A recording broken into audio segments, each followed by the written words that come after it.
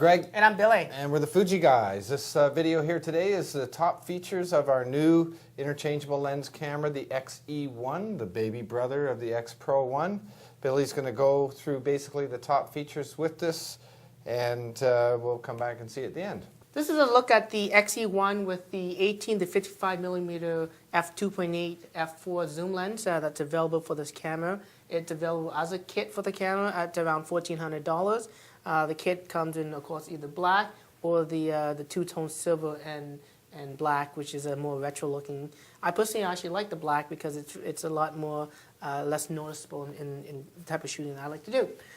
Looking at this zoom lens again, it's almost the same size as the 60mm f2.4 lens that's available for the Fuji camera. But this is obviously a zoom lens. As you can see, it's very smooth. You got metal constructions, aluminum constructions on that. So again, it's quite silent in that sense. You have your manual focus ring in the front, and it's quite smooth as well. You zoom, and you have the markings from 18 to 55 mil, of course, equivalent to 18 to 55, sorry. You got the aperture dial. It's a variable aperture dial. As you can see, there's no markings, unlike the other XF lenses. And that's because it's a variable aperture on this lens. So at wide, the fastest aperture is an f2.8, and at full tele, the fastest aperture is an f4. So you wouldn't really have to have real markings on here. I'm sure there's other ways of doing it, but to keep it simple, it's really no markings. You have to look on the back of the camera to tell you what the aperture settings you have that are shot. Now there's a couple of settings on this lens. You have the on and off for the optical image stabilization. It offers about 4 stops of improvement without having, obviously, OIS at all. And you can turn it off or on. And generally you have it on for the majority of shots unless you're using a tripod, in which case you don't want to add extra movement to your shot. You know it's very steady, so you can turn it to the off position in that type of situation. You have this extra setting here, and it's basically the aperture selector mode. You have automatic, which is set to A, and you have, of course, the manual aperture. And generally I prefer shooting in aperture priority, so I always have it on the manual aperture controls itself. Other than that, that's basically the zoom lens. It does come with the lens hood, as you can see here. There's marking on the lens hood with the dots right there, and you can kind of line it together. And if you find that spot right, you can clip back in place. And of course, it's reversible as well, so you can actually take that and reverse it in, put it in the lens cap, and make it more portable for storage. So let me just attach that back on again. And then I'm going to stick it right back onto the camera itself. So again, matching the red dots, clicks in place, and there you go. You got a camera, and as you can see, this is the first zoom that's available for the X-E1. It's a nice looking zoom, a nice size, high quality. It's not, even though we call it a kit, it's not really a kit, and it's something that, to me, I find a key feature of buying this camera is having this available high quality zoom lens. The X-E1 offers the same LCD screen as the X100, which is a 2.8-inch 460K screen. Even though the number sounds a little bit low, it actually is of very high quality. You really can't compare some screens, even though they're the same specifications. In addition to the screen, of course, what's new about the X-E1 is the electronic viewfinder. It's no longer a hybrid viewfinder. You don't have the optical options to it. But what's new, of course, is that it uses a OLED display, organic LED display, which is of higher contrast and better color reproduction. It's also low power, has less power consumption as well, so you can get over 350 shots versus the X Pro 1, which only offers 300 shots. In addition to that, you still have the eye sensor, so when you stick your eyes up to it, it switches up to the screen. You can also manually do it by pushing the video mode, or the view mode, sorry, and it jumps up to the top, jumps back down to the LCD screen, and one more time and becomes the eye sensor. So when you stick your eyes to it, you can see the screen inside that. You also have the diopter adjustment as well on this camera. And of course, the display, of course, on it, you push the display button, you have the customized settings, just like the X Pro 1, fully customized display. You can have it without sort of the SLR type of look where you have the information screen where generally you'll be using the electronic viewfinder majority of times, and then when you pull the camera out of your eyes, you quickly see the camera shooting settings right on the spot. So that's some modes that people kind of like to have as well. And that's just a quick look at the high quality EVF, which is a 2.3 million dots, EVF. So it doesn't have the optical viewfinder, but the higher resolution does offer a really nice shooting experience on this camera. Just like the X Pro 1, the X-E1 offers the TTL hot shoe that's compatible with the Fuji flashes. Of course, you have the EF20, EF42, as well as the EF-X20 flash, which is a smaller flash that fits the styling and look of the X series camera. In addition to that, of course, over and above the X Pro 1, it does have a built-in flash. It's quite a small flash, so it's not going to be very strong, but it's good enough for filling in subjects that are within 6 to 7 feet away. Generally, though, the flash is not really needed for the most part because this camera has an incredible ISO. You can shoot up to generally 6400 ISO without even worrying about noise. It's actually very good with the X-Trans sensor, but again, you do have that built-in pop-up flash. And actually what happens on this flash is that you can actually tilt this a little bit and the flash will fire as well. So if I go into the Q menu and ensure that my flash is on forced flash, okay, and I take a picture, the flash does fire, so I can actually kind of bounce it up if I wanted to.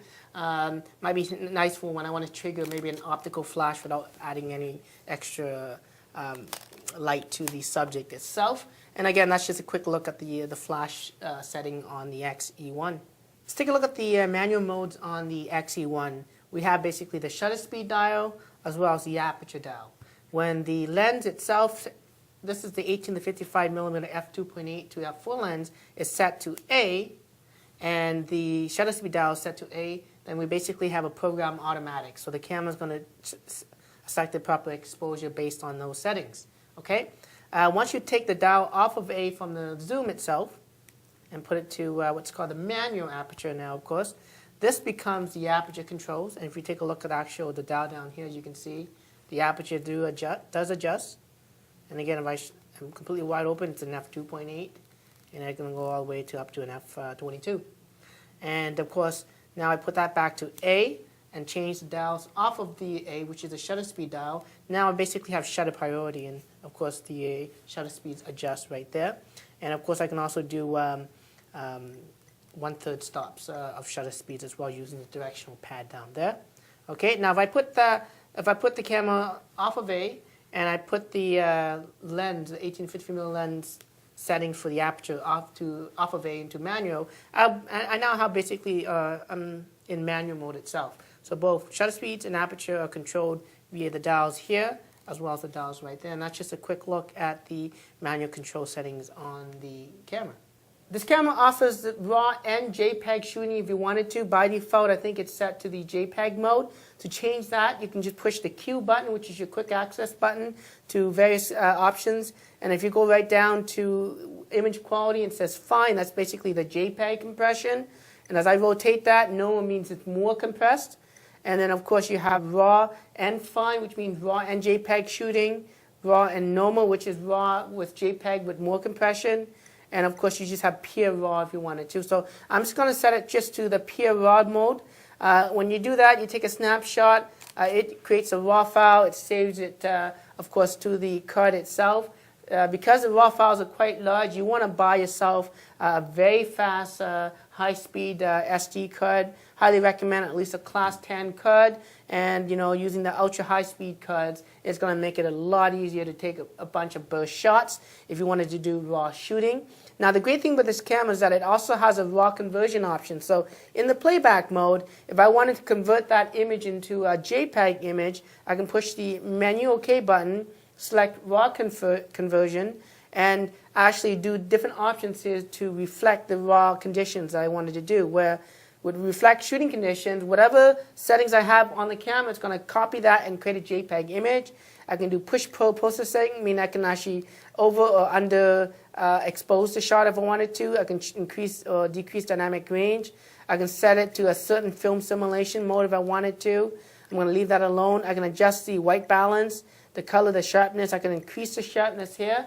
And then, there's a highlight, shadow, noise reduction, color spaces, various different options. And then when I want to create that, I can push the Q button, and it creates and processes that raw file and converts that into a JPEG image right on the camera itself. If I want to store it, I push OK, and it will now store that JPEG image. And again, that's just a quick look at the raw conversion software on this camera. The X-E1 offers several auto bracketing modes. To access that, you push the dry button, and then using the directional pad, scroll down, and as you can see, there's different bracketing modes. Exposure bracketing, there's ISO bracketing, film simulation bracketing, which you can configure so it takes multiple shots, one in black and white, one in different color space or film simulation mode in terms of Velvia or Provia. You have dynamic range bracketing as well. So let me just show you the film simulation bracketing because it's most obvious. And again, what you do is you push the shutter button to take one photo, and it's going to process a couple other images in the other film simulation options. Again, if I play back the image, as you can see the difference in color, different saturation, sharpness, and whatnot. That's just a quick look at that. There's also another mode called multi-exposure mode, and if I go into let's put it back right to the standard shooting mode, and I go into the menu of the camera. If I scroll down until I see multi-exposure, right there, I can turn it on and off, and this allows me to take multiple shots and actually put them all together as one. So let's imagine me taking a shot here with the Fuji guy's dummy doll, bobblehead. And let's say I want to go to the next shot now, push OK. It gives me an overlay of the original shot. And now I can take a picture of maybe my little remote control that I got going on right here. So I'm going to set that up to shoot. And as you can see right there, there's an overlay of the image. I can push OK, and it's going to now save that image as a multi-exposure shot. If I can play that back for you right now. So there we go. And as you can see, that image has sort of a dual exposure mode, and it's a cool little effect that you can do with the X-E1. Take a look at the focus mode on the X-E1. Of course, the camera offers an autofocus system. With the special linear motor that's found on the 18 to 55 millimeter lens, the focusing is actually very fast, as you can see. I personally think it's definitely much faster than the X Pro 1 with a prime lens. And of course, now with the new firmware update, both for the X Pro 1, X-E1, of course, the focusing is quite fast regardless of the lens you have. But because this is a linear motor, the focusing is quite fast and very useful. Saying that, of course, a lot of customers like the ability to do manual focusing, and some adjustments have been made to improve that, of course. So let's take a look at the focusing modes. On the front of the camera, you have the dial to switch from the single focus, continuous focus, and manual focus. In the single focus, of course, you can change the focus points by pushing the AF button, and then using the directional pad to go left and right to select the 49 different points. You can actually shrink the point or increase the point by using the command dial, rotating left or right. If I want to reset it to normal, I push inwards, and if I want to reset that button, that focus right to the center, I just push the OK button. It goes right back in to the center. Switching it to the manual focus mode on this camera, of course, that's the much improvement there that you'll see.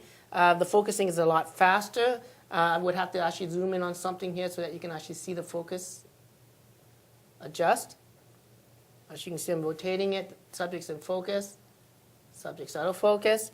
And the great thing about this, of course, is that you can also push the AEL, AFL button to quickly focus, and then fine-tune the focus. Now, if you wanted a magnification, what you do is push the command dial inwards, and as you can see there, I can actually see the subject and adjust my focus. And as you can see, the focus point really adjusts really quick.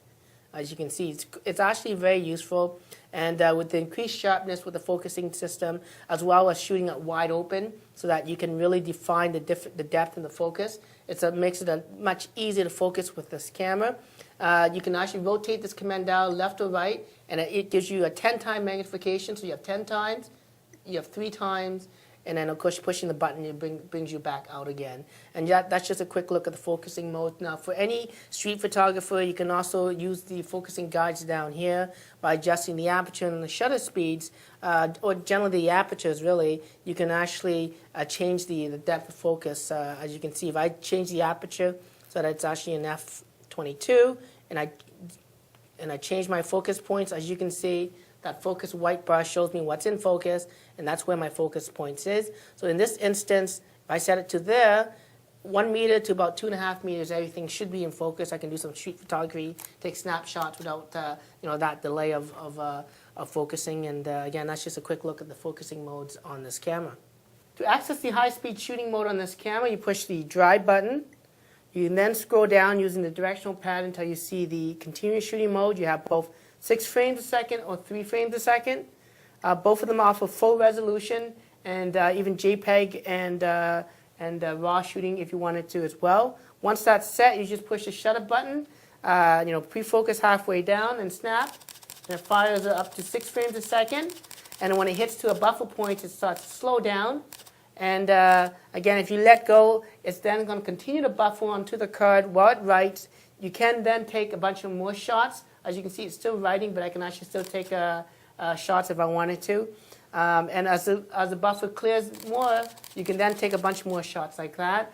Of course, the faster the card you have, the faster the buffer rate is increased so that you can, of course, take more shots. So that's just a quick look at the continuous shooting mode. To set up the panoramic shooting mode on this camera, you push the drive button. Again, you have the different drive shooting modes. I'm going to set it down to the motion panoramic mode, push OK. And of course, I have a couple of configurations. I can change the angles from a medium size to even a large.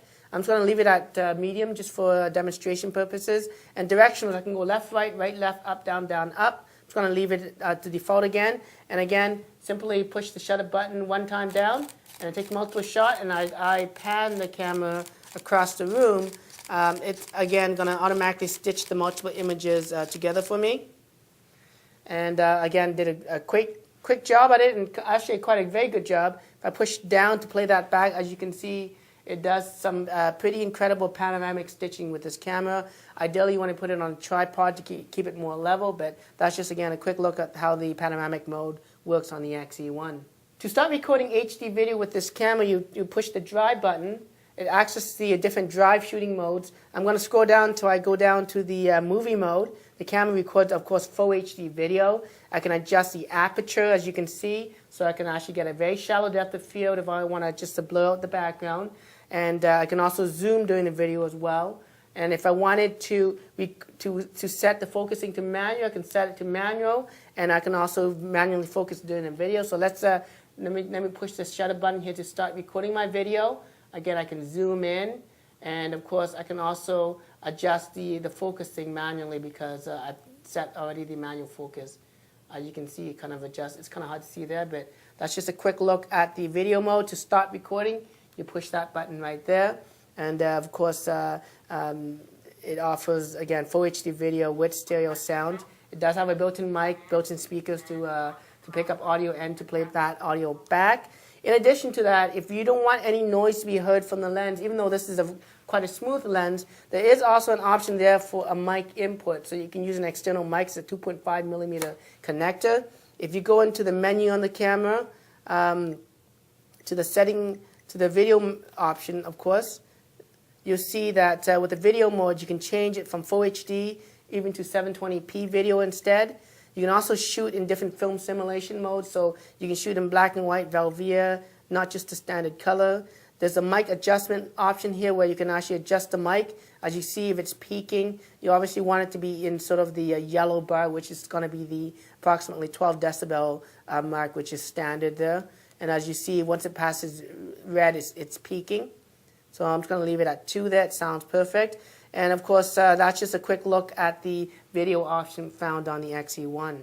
Okay, that's great. Thank you, Billy. And so don't forget to check out all our other videos by subscribing to our YouTube channel and following us on Twitter. And until then, I'm Greg. And I'm Billy. We're the Fuji guys.